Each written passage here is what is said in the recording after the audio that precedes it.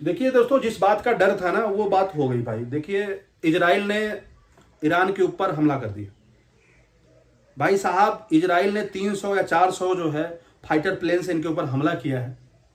पहले तो जो इनकी एजेंसी है मोसाद, उसने इनके न्यूक्लियर प्रोग्राम जहां जहां चल रहा है वहां पर जाकर के उसकी रेकी करी, पूरा ब्लूप्रिंट तैयार किया। उसके बाद में फिर इजराइल ने अपना ये ऑपरेशन शुरू किया और ईरान को तबाह कर दिया।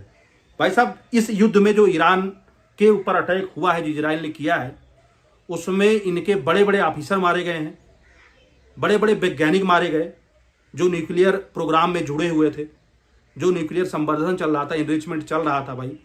तब ये बहुत ही घातक हमला ईरान के ऊपर हुआ है, इजराइल ने किया है। और इजराइल इस बात को सही साबित कर रहा है कि देखिए, इजराइल बोल रहा है कि जो भी ईरान कर रहा है, ईरान जिस तरह का भी जो है परमाणु एक इनरिचमेंट कर रहा था परमाणु बम बनाने के लिए, वो एक तरह से सिविल यूज के लिए भी हो सकता था।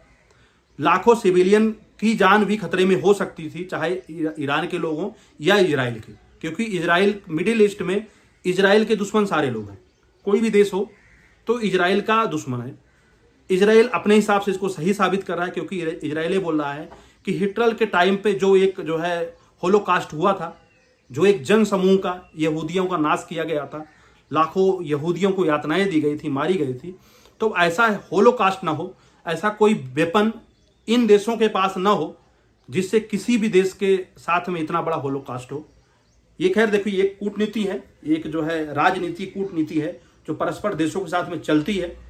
रसिया यूक्रेन का युद्ध उधर चल रहा है, पाकिस्तान और इंडिया का एक संघर्ष विराम हुआ है, सीज फायर जरूर हुआ है ऑपरेशन सिंदूर के तहत, और इधर इजराइल और हमास का एक मामला चल ही रहा था। इजराइल और हमास का युद्ध चल रहा था गाजा पट्टी में, इजराइल और फिलिस्तीन का। तो फिलिस्तीन और इजराइल दो देशों में संघर्ष काफी दिनों से चल रहा है, इधर यूक्रेन और रसिया का।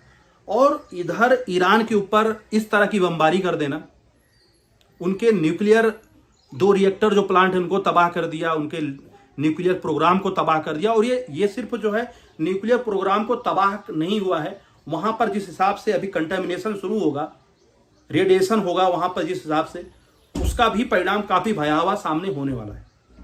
क्योंकि ये जो देश हैं, ये अपनी सुरक्षा की दृष्टि में भले बोल रहे हैं कि ऐसा कुछ होलोकास्ट ना हो, ऐसा कुछ यहूदियों के साथ में आगे घटित ना हो, ये अपनी रक्षा के लिए हम लोगों ने किया है, वो एक अलग विषय है। लेकिन एक युद्ध इस फ्रंट पे, क्योंकि अमेरिका भी नहीं चाह रहा था कि ईरान जो है ये न्यूक्लियर वेपन बनाए, न्यूक्लियर प्रोग्राम को जारी रखे। इसको लेकर के कई राउंड की बातें जो ट्रंप के साथ में हुई थी, लेकिन भाई सारी बातों को दरकिनार करते हुए इजराइल ने जिस हिसाब से इनको जो है पेला है, जिस हिसाब से इनके सारे न्यूक्लियर प्रोग्राम को ध्वस्त कर दिया है, वो तो दाते तले मतलब एक तरह से ताजुब करने की बात है। उसके जवाब में देखिए ईरान ने क्या किया, इसके जवाब में 700-800 ड्रोन मारे हैं। इन्होंने मिसाइलें मारी, फाइटर प्लेन से इनके सारे प्रोग्राम को नष्ट किया, और बिल्कुल बाकायदा एक प्लानिंग के तहत बाकायदा एक एक जो है ब्लूप्रिंट बना करके तेहरान तबाह हो गया भाई। पूरा तेहरान, इनकी राजधानी तेहरान में हर जगह आग ही आग दिख रहा है। जिस हिसाब से इनको चुन चुन करके मारा है, इनको जो है इनके बंकर्स को तबाह किया जहां पे न्यूक्लियर प्रोग्राम चल रहे थे अंडरग्राउंड, उन्होंने पता करके, मतलब इजराइल ने पूरा बाकायदे प्लानिंग करी है तरीके से, उसके बाद में इनके सारे प्रोग्राम को ध्वस्त कर दिया है। ये एक जो है सोचने का विषय है, एक जो है मतलब इजराइल जिस हिसाब से मिडिल ईस्ट में उभर रहा है, जिस हिसाब से और दूसरे देशों के ऊपर जो है अटैक कर रहा है, उससे तो यही लग रहा है कि एक सुपर पावर बन के ये मिडिल ईस्ट का जो है एरिया है उसमें इजराइल आने वाला है। देखिए, इजराइल के संबंध भारत से भी हैं, इजराइल के संबंध अच्छे हैं, रूस से भी, अमेरिका से भी इजराइल का संबंध अच्छा है। तो इसमें रूस का क्या स्टैंड होगा ये देखने लायक होगा। लेकिन जो ईरान ने 700 ड्रोन मारे हैं, आपको क्या लगता है इसके जवाब में, रिटेलिएशन में ईरान ने 700 ड्रोन दागे हैं? लेकिन भाई वही होता है कि जिधर प्लानिंग होती है वहां पे एजुकेशन, वहां पर जो है रिजल्ट 100% आता है। जहां पे प्लानिंग नहीं होती है, ऐसे ही हिट एंड रन, मतलब क्या बोलते हैं, किसी भी तरीके से जो है हमला कर देना, तो ईरान ने यही किया है, 700 ड्रोन दाग दिए, लेकिन उनका कुछ न तो प्लानिंग था न कुछ था, और वो सारे ड्रोन न्यूट्रलाइज कर दिए गए ईरान इजराइल के द्वारा। तब भाई जिस फ्रंट पे जिस तरह से ईरान घिरता हुआ नजर आ रहा है, उनका जो है न्यूक्लियर जो प्लानिंग थी, जो न्यूक्लियर इनरिचमेंट चल रहा था, मतलब कि ईरान ने 60% तक जो है न्यूक्लियर अपने जो है जो मेटल हैं, जो परमाणु मेटल होते हैं यूरेनियम को, जिस हिसाब से 60% तक का इनरिचमेंट कर चुका था ईरान, तो ये बहुत ही पॉसिबल था कुछ महीने में ही 90% के आसपास का इनरिचमेंट जो है यूरेनियम का हो जाएगा, और वो पर्याप्त होगा परमाणु हथियार बनाने के लिए, परमाणु बम बनाने के लिए।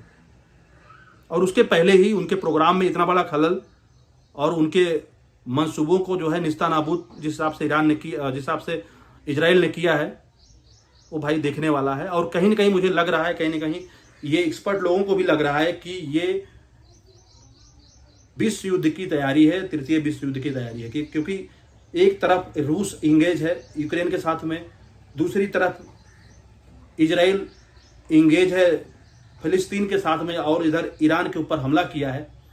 तब कोई नहीं जानता है कि आगे क्या होगा। खैर अभी तो बैकफुट पे है ईरान, लेकिन देखते हैं आगे ईरान इसका क्या बदला लेता है, कैसा क्या होता है।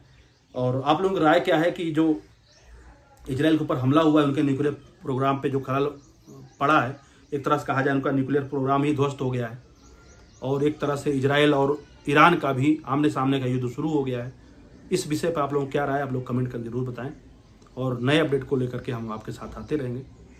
आप लोग हमें इजाज़त दें। नमस्कार।